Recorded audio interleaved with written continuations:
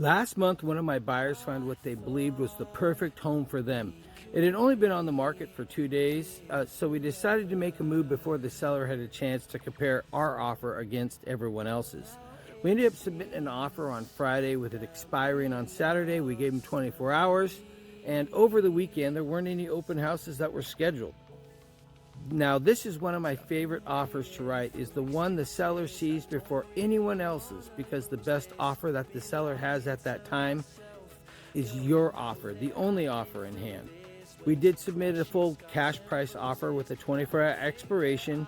We didn't waive any contingency. The goal was, it wasn't to pressure the seller, it was to create a window where they could make a decision before the momentum of multiple offers started to build. Unfortunately, though, the seller chose to wait and our offer expired. Now, by Sunday, they had another written offer in hand and 2 other buyers verbally expressing some interest. Now we had some competition. This is where many buyers panic. They immediately think, let's just offer more money. But that's rarely my first conversation with a client. Instead, I start gathering information. I spent some time, multiple times, talking with the listing agent to better understand what mattered most to the seller.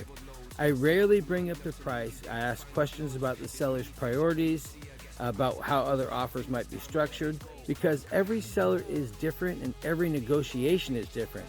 While we were having these conversations, another concern came up.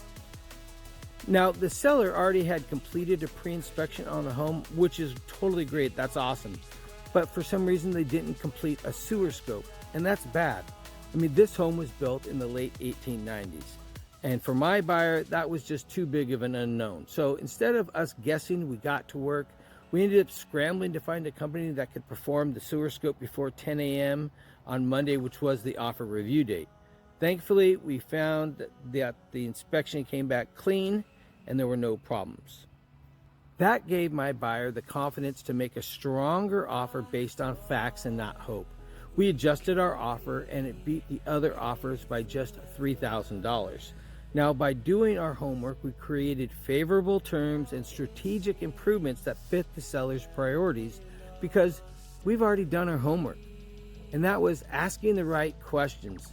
Now, in the end, our offer was accepted not because we dramatically outbid everyone else and not because we got lucky. We won because we were prepared, because we gathered information and we understood the seller's priorities, and by making informed decisions instead of emotional ones, this counts. Because remember, preparation doesn't guarantee you'll win every home. Nothing does. But it does give you a much better chance than simply throwing more money at the problem and hoping for the best. This is what I tell my buyer clients that I work with. The stronger offers aren't built the day you write them. They're built by the preparation you do before you submit them. If you're thinking about buying a home in the Tacoma, Gig Harbor, Puyallup, Lakewood, or anywhere throughout the greater South Sound, don't wait until you're standing in the driveway of your dream home to start preparing.